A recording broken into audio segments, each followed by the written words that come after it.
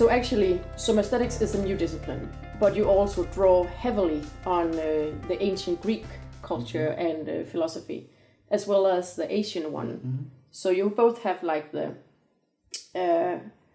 culture before the Christianity, which you draw upon, and the philosophy, and the ancient Asian culture. Could you just briefly try to sum up the terms all the disciplines you draw upon? No, that's true.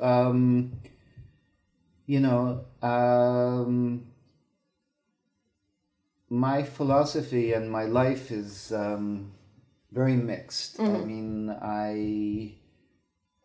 in France, I've often been described as a philosophe nomade, a nomadic philosopher.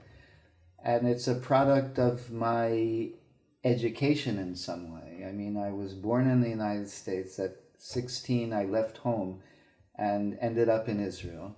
So I studied BA and MA in Jerusalem, and then I did my doctorate in Oxford, and then I went back to Israel. Then I moved to the United States, and I've had a lot of academic work in France. I was a Fulbright professor in Berlin for a year and a half. I was a visiting professor in Hiroshima in Japan for a year. I've experimented with lots of things. And so traveling for me is also a way of learning new things and new cultures. And Somaesthetics developed in some way out of pragmatist aesthetics.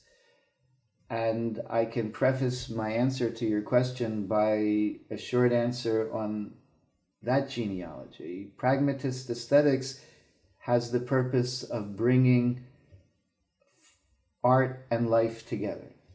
And the body is essential to life. Pragmatism is a philosophy that emphasizes that the basis of thinking is acting. We need to think and believe in order to act. And the first thing we do as creatures in the world is act. And the thinking that we develop is something that we develop to guide our action, and it gains its meaning and its relevance from our action. Now, the source of all action is the body. And so I thought from pragmatist aesthetics to Somaesthetics, it's very natural progression because the body is the instrument of all our action. It's also the instrument of our perception. And it's also the place where we derive enjoyment and aesthetic satisfaction. So, genealogically, Somaesthetics came out of my work in pragmatist aesthetics, and one dimension of this work in pragmatist aesthetics was also seeing philosophy not as something that's a purely theoretical discipline separate from life, but as a guide to living and also as an art of living. So the idea of philosophy not as an academic department or an academic subject, but really as a guide for life and a form of life, that's a very ancient Greek idea. Socrates wrote no books in philosophy. He wrote no texts in philosophy, but he established philosophy by his example of living. And for him, philosophy was a search for wisdom about how to live. He created a tradition of the philosophical life, and that philosophical life, in some of its manifestations, had a distinctively somatic dimension. We know in the West, and Socrates primarily through Plato. But Plato was the most gifted student of Socrates and disciple. But there's another source, Xenophon, who didn't have Plato's talent and might have been an equally or more objective reporter, and he described Socrates as actually emphasizing the importance of the body, instead of Plato, who emphasized in his more influential dialogues the idea of philosophy as separating the soul from the body so that the soul would get its wisdom in a clearer, more satisfactory way. With Xenophon, Socrates is someone who emphasizes that you have to keep your body healthy because your body is the source of all your perceptions, and when you're sick, you cannot think or even see very well.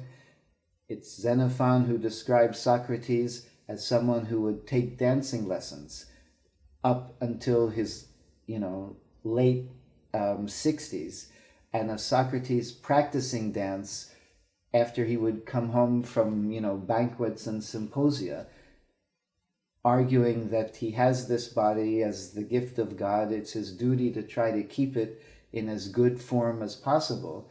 And why should he let beauty and grace only be the property of, young men? So in the ancient tradition, philosophy was practiced as an art of living. And in Greece and Roman times, and all through into the Renaissance, and according to historians of this trajectory, this idea of philosophy as a way of life was adopted by the Christians and brought into their concept of monastic living. So the monks had a special life, just like the philosophers earlier had a special life. The Epicureans lived one way, the Stoics lived another way, the Cynics, another philosophical school, lived another way. And in Asia, you had the same idea. In Confucianism and Taoism, there was a whole embodied lifestyle of how you did philosophy. And so from pragmatism and the idea of the importance of the body and the idea of philosophy as something that you live and not just write about, and you live through your body. So I realized that cultivating the body, developing the body, so it's a better medium for life, a better instrument for life, is very important. And so that's how the Somaesthetics got to the Greek and Asian philosophies, through the idea of philosophy as an embodied way of living, and a way of living that involved bodily cultivation. Now, in the Greek tradition, you have the Cynics who believed in toughening the body by all sorts of hardships and asceticism. You have the Epicureans who didn't believe in looking for bodily pleasures in the sense that we understand it now. For the Epicureans, the goal was pleasure, but they conceived pleasure more as avoiding pain. And therefore, it wasn't good to look for fine wines or exquisite meats or sauces, because the idea was you should always live simply. That was Epicurus' idea, because if you can enjoy the simple pleasures, you always have them. Whereas if you get accustomed to very expensive things, you will be very depressed when you don't have them. So the Epicureans, the Cynics, the Stoics, each had their own distinctive body practices. In Asian thought, Confucianism and Taoism also have the idea of living your life in accordance with a certain theory about the world, but to really live that life, you have to develop certain bodily disciplines and skills. In Confucianism, this was very much a matter of ritual and music, where music was understood in a broad sense to cover various arts: music, dance, poetry. And ritual was also something that was aesthetic and involved the body, because in ritual you move, you act, but you express your feelings, but you express it in an ordered way. For Confucianism, both ritual and music had the idea of refining the individual by giving the individual's behavior, harmony, grace, aesthetic quality, not only for the individual as individual, but harmonizing the individual with society. Because in ritual is something that an individual does, but within a social context. Praying together, going to a wedding together, saying benedictions or family honors. It's a social thing.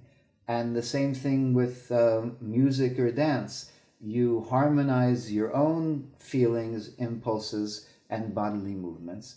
But in playing music with other people, in dancing with other people, in singing with other people, you also have to harmonize your own behavior with the social group. Mm-hmm. So these forms of somatic cultivation extend out to harmony with the larger society. And so the two pillars of ethics for Confucianism are, in fact, ritual and music. Music in the broad understanding that we would just say art. And with Taoism, breathing exercises were very important. All sorts of ascetic disciplines. Taoist medicine is actually the source of Chinese medicine, and the body was very important. Very important to take care of the body, because a lot of these philosophies, both Confucianism and Taoism, emerged at a time in ancient China where there were constant wars. And for Taoism, it was just important to survive. And emphasizing the simple life and harmony with nature was a way of trying to give people an ideal that wouldn't be about accumulating wealth or political power, because the wealth and political power would mean that you would stand out to be conquered and robbed. Mm-hmm. And so the idea was just taking care of the basic, mm-hmm. harmonizing, staying low. One of the interesting things about Taoism is its appreciation of the feminine. It's the most female-friendly philosophy, probably that I know, where the idea is by bending, you survive longer than by being hard and rigid. By seeking the low and not trying to stand up too tall, you're going to live rather than be cut down. And it's their image of water, the power of water that is soft, but in the end can erode stone. Mm-hmm. Just go with the flow and you'll survive. And that is a different dimension of bodily cultivation, of simplicity, of breathing exercises, of trying to harness or both harness and cultivate and balance the energies that nature gives you. Mm-hmm. I mean, it's kind of a philosophy of humility that recognizes that the energies you get are from nature. And so it's better not to think of yourself as totally autonomous and just try to harmonize yourself with nature, because you'll survive better that way. So both the Greek traditions and the Asian traditions employ body practices. I can mention Buddhism and the Zen Meditation. I mean, it was, for me personally, very important. When I was in Japan, I studied with a Zen master in his dojo in a remote area in the southwest of Japan, on the coast, not far from Hiroshima. And, personally, that was very rewarding. And I went there to learn the practice of meditation. I wasn't interested in the theory, and that's one reason that I never was beaten there or hit. My hosts at the university in Hiroshima, they didn't want me to go to do this Zen training. I had to arrange it secretly because they were worried that I would be disappointed and have a horrible experience. It was pretty Spartan, and but they may have been worried that I would, be physically hit, because some people were. But I never was, because I never asked a stupid question. And part of it was because my Japanese was too poor to ask, a stupid question. But the other part was I wasn't interested in Zen metaphysics. I just wanted to learn the practice of Zazen. And it was a very powerful experience for me. I made very good progress, but that was partly because I already had a lot of somatic training from my professional 4-year professional training in the Feldenkrais method, because I'm a certified Feldenkrais practitioner. And there is very often considerable overlap between certain kinds of body practices. So if you're already experienced in one, it's easier for you to learn certain things from the other. So, that's, it's Asia and ancient philosophy. And why do we need that now? Why are you reviving it? Well, I think we need it for a few reasons. And I guess, first of all, I should say that we do need it, but even if we didn't need it, I would probably be interested in it, because I think it's just fascinating. But there is actually a need. I think there's a need for lots of people who do not use themselves very well somatically. I think there's a need to incorporate resources from non-modern cultures, non-Western modern cultures, to bring us back to practices that we've forgotten, and that whose lack diminishes our possibilities of experience and our possibilities of avoiding pain and magnifying our pleasures. But I guess first, on the most general cultural level, Asia is incredibly important in today's world. It's where there's growing economies. It's where there are the most modern cities. It's a repository of ideas that the West has not yet adequately explored. Mm-hmm. Pragmatism is also a philosophy of experience and experimentation. There are a lot of interesting ideas out there that it's good for us to become familiar with. Western philosophy is very tired. And what is the problem with Western philosophy and the way we live since Plato? Well, I mean, I don't want to go back that far, and I'm not. I think I want to avoid saying that where we are is very bad. I think my idea is ameliorative. I think we can make things better and fuller and richer, but I think that one problem is that we've divided philosophy from life. So we have academic philosophy that's very good in a technical way, also in a scholarly way, also with certain excellent imagination and skill and powers of clarity of analysis and writing, but is extremely remote from the lives of ordinary people, including the philosophers who write.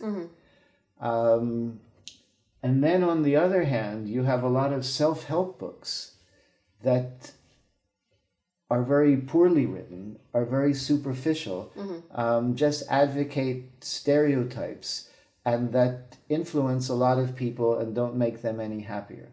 So I think there's a gap between academic philosophy and the lives of intelligent people. And there's also a gap between thinking and bodily activity, theoretical thinking. And Somaesthetics is an attempt to try to make a bridge between those things, between, physical education, there's physical education in our traditional modern Western system, physical education and other education. And they're not brought together. You think that if it's physical education, it's just about like running or doing push-ups or doing mechanical repetitions and not thinking. Just like working your body, and then you just sit in your chair and think. I think these things need to be brought together. But, to go back to your general question, I think there are cultural riches in Asia that we have not explored sufficiently, that contemporary Asian academic society has also not explored sufficiently because they've absorbed the Western model of what's legitimate and what's not legitimate. That's one of the reasons why my hosts in Japan didn't want me to go to the Zen cloister, because they thought that's regressive, that's religion. They didn't realize that it's a whole worldview and a practice that I would just wanted to explore the way an anthropologist also would explore another culture. So there's the cultural resources that I think we can profit from. But more generally about Somaesthetics, I think it offers possibilities for people to improve their lives by improving their use of themselves. If many people suffer from backache, headache, neck ache, because of the ways they misuse themselves in their everyday living, how they sit at their workstation, how they type on a keyboard, how they drive, how they play the piano or violin. I see in my practice lots of people, because I have a small cabinet, a small practice. I don't earn my living as a Feldenkrais practitioner, but I do receive patients, because if I didn't, I would lose my skills, and I don't want to lose them. But more important, if I can help someone, I would like to help them. And the satisfaction of helping someone this way is incredibly rewarding, because people learn to do things that they couldn't do before without pain. And relieving someone's pain and empowering them to do things that were harder for them to do, there's nothing like that. This sounds really excellent, but how do you do that practical? Well, let me give you an example. I'll give you an example. I wrote about it in one of my books, but it's better to demonstrate it. An old man in his 80s came to me because he had problems standing up, getting up from sitting. because of his knees. He had sore knees. And so every time he would get up from a chair, it would be painful for him. And it disturbed him very much because he was still very active,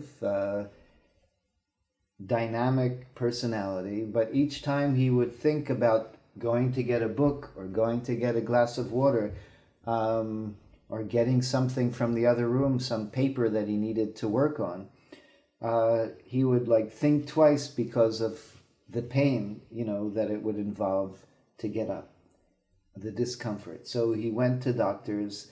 They prescribed either injections or drugs that just had a general numbing effect, but didn't really help him. And then other doctors just said, well, this is the price that you pay for, living so long. So, don't be sad or disappointed. You're alive. You still can do things. As you get older, things hurt more. So when he came to me, I asked him to show me how he stands up from the chair. And he stands up as like most of us stand up when we're young and healthy. He'd be sitting in the library or at home reading. And so he basically had a very contracted rib cage. In other words, he was very tight here most of the time. When you're reading, you're focusing. And when you're focusing, even if it's a mental effort, there's always a physical dimension to your effort. So that's why sometimes you get a headache if you're thinking too hard or reading too much. So basically, from the habit of all this concentration, he was very rigid here, from like sitting and studying, from the hips up was very stiff. So when I saw how he was spinning records, it was like this. It's all in the elbow. It's all in the arm. And so after many hours of the weekend, his arm would be sore. So again, there's a way of understanding, body mechanics and teaching him to be more sensitive to how his body is and adjusting it so that he could work better. And so I was able to show him that he was just rigid here and that all the work was there. And then I taught him, how he could just rotate his hips. And if he moved his hips, if he would just loosen up here, if this is loose and this moves, then the arm moves with it. So he didn't have to fight that motion. He could do it with the hips. And so he didn't need to work so hard on the arm. And so all he had to do was, get a bit loose here. And that's another example of how people misuse themselves, and how with more body consciousness and an understanding of, he didn't feel that he was blocked there. He didn't know what it was like to be able to move here, because he was concentrating on the music, and he didn't know how, in order to concentrate here, you can still be relaxed here. Mm-hmm. So, and it can be the same thing, that this is kind of like DJ culture, but it can be the same thing with someone who plays the violin, who's very stiff here. And it's the same thing. Then the movement of the bow becomes very hard. You have to do, because you're fighting with all the stiffness here. Whereas if this is loose, then you don't have to push so hard. We have a lot of viewers who are, I guess, sitting in front of a computer. That's right. Do you have a good advice for them? Well, can they loosen up in some way? My first advice is every 15 minutes just to stand up and just get out of the trance. Mm-hmm. Because I know I've suffered myself. I remember once when I was working simultaneously on the French and English version of Body Consciousness. I had the proofs of one and the copy edited manuscript of another. And I remember being so focused on finding the misprints. I must have been stuck in that chair for 5 hours maybe without even noticing it. So one thing is just, to get up, or if you don't want to get up, move from one chair to another chair. But the other thing is develop a kind of awareness, and it's easy to say, but actually hard to do, which is why I find I have to do workshops, for people to help develop this, is to be able to notice how they're sitting, to notice what part of their spine they can feel and not feel, what part of their body is contracted, what's the tension in their fingers. Most of the time we don't think about that. And initially, if we don't have practice in trying to sense these things, we just won't notice. It's like lots of things. One example that just pops into my head is ties. I hardly ever wear them. And at first glance, all the ties look the same. The colors might be different.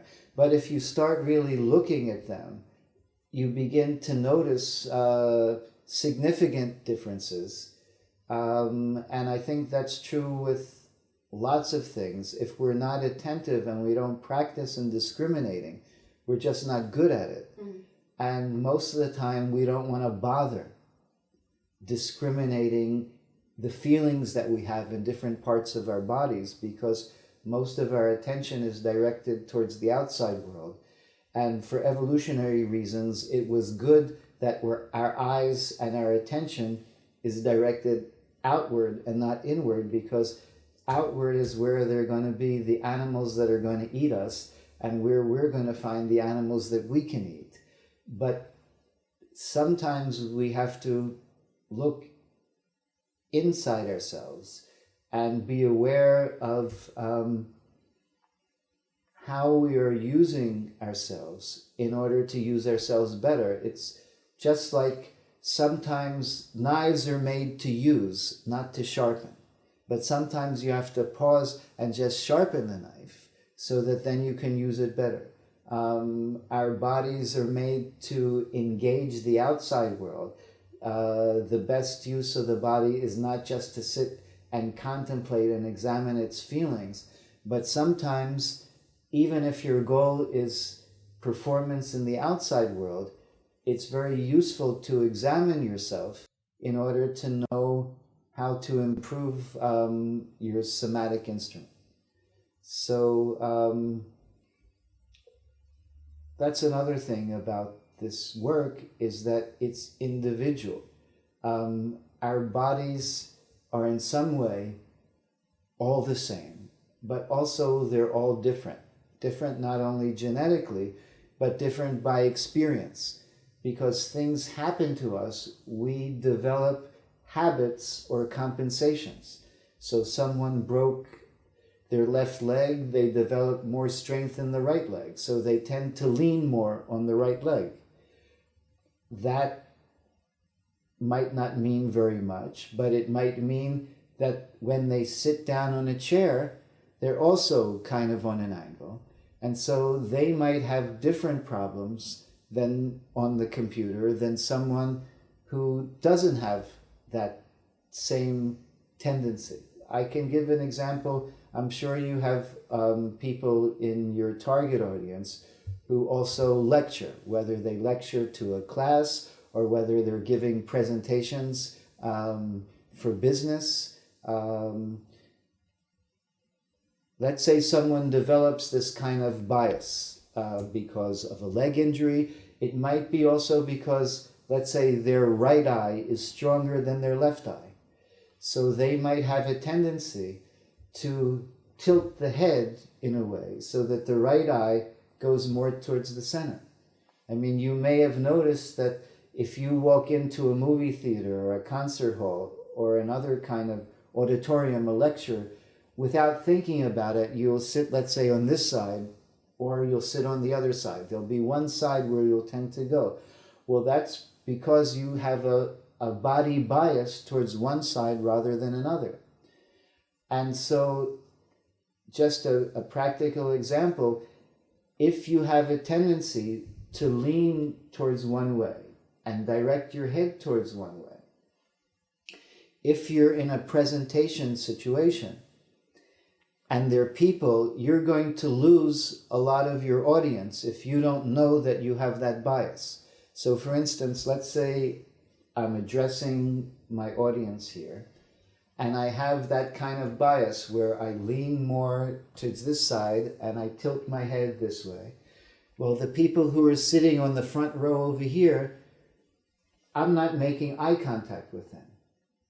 And even if they're not consciously aware of it, they're going to feel that I'm not interested in them as much as I'm interested in the people that I am addressing with my body. Mm. So I'm going to lose those people.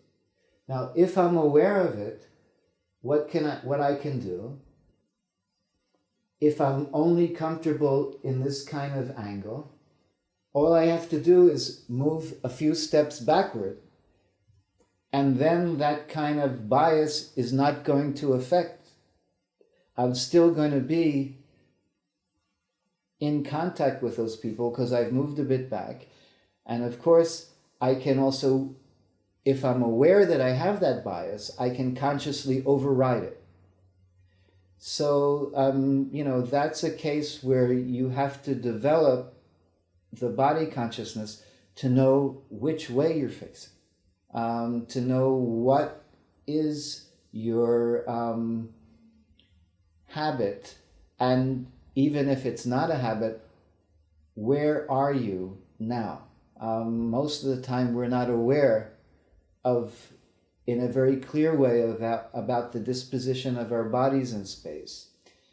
And cultivating body consciousness is a way of becoming more aware of it, and becoming more aware of feelings of discomfort that are very subtle and that you do not feel, but you will feel them, their results in the end, when you get a headache or a neck ache or back pain. So there are lots of kinds of feelings of discomfort that we don't know that we have, but we could know that we have them if we had a more acute awareness of ourselves. And Somaesthetics, the actual practice of some of the dimensions of Somaesthetics, can help you develop that body consciousness.